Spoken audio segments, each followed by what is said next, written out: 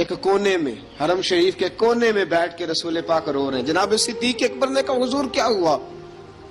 فرمایا ابو بکر سوچ رہا ہوں خدا اگر مجھے پیسے دے تو میں بلال کو خرید لوں، اگر رب پیسے دے تو خرید لوں، سوچ رہا ہوں.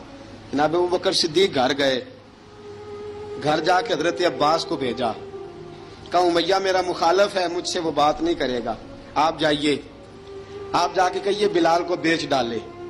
حضرت عباس نے جا کے کہا بلال کو بیچ دو.